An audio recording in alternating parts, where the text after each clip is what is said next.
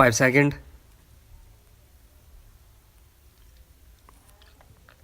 May I strike a certain personal note and then go on to other considerations.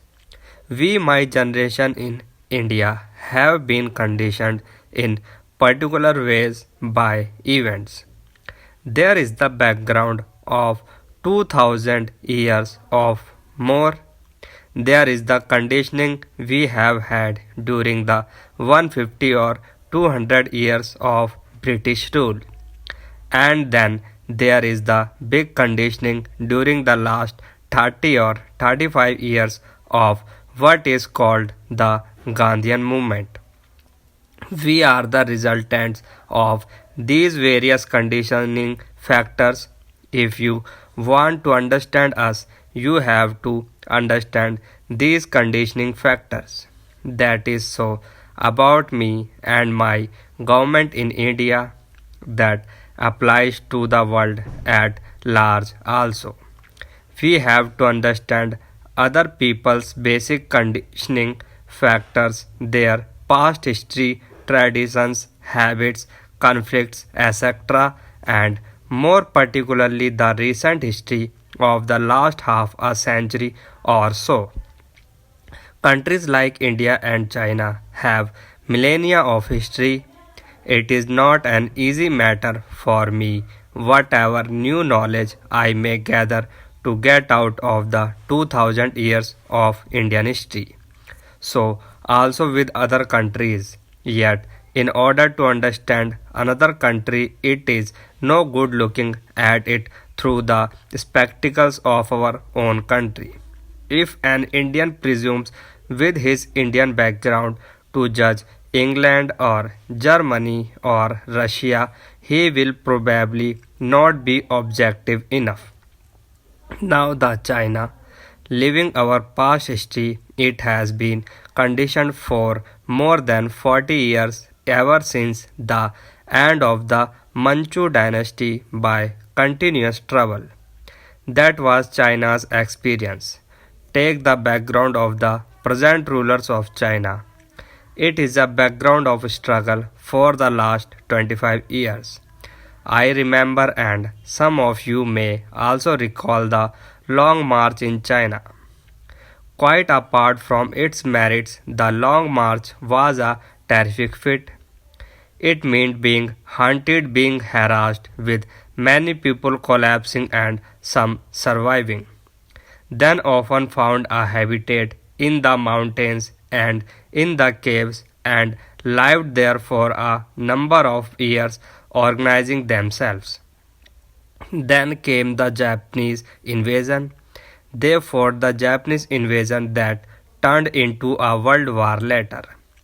Imagine what a powerful determining influence these factors must have had on the people who took part in a march of 8,000 miles and whatever the system of government, which is a great relief after 2 generations of disorder. The second is their feeling of nationalism. They feel that their great country, which has been kicked and tossed about for generations, has become unified and strong and can stand up on its own feet and look to any other country in the face. Look at it from the Chinese point of view. I am not for the moment considering communism or anti-communism. I tell you, a Chinese living in Singapore, Laos, or elsewhere, even if he is completely anti-communist, is still proud of China's condition today. He has his nationalist pride that his state, his country is strong and unified. This is the background of China today. Of course, it did not require my going to China to know all this. But if you keep it in mind, you will understand something of what is happening in China. You and I know very well that in China today they have got a certain political structure and a certain economic structure. The Rulers of China are communists. There is no doubt about that. They have evolved a political and economic system which is partly based on their Marxist area and adopted party to condition in China. We all know that it is not full-blooded communism these. It has adapted to their conditions. So now if you ask me, is there freedom of the press there? With all respect, I shall say that question is rather unnecessary. The whole structure of government there is of a type which is completely different from parliamentary democracy. Whether you can call it democracy or not is another matter. They call it people's democracy.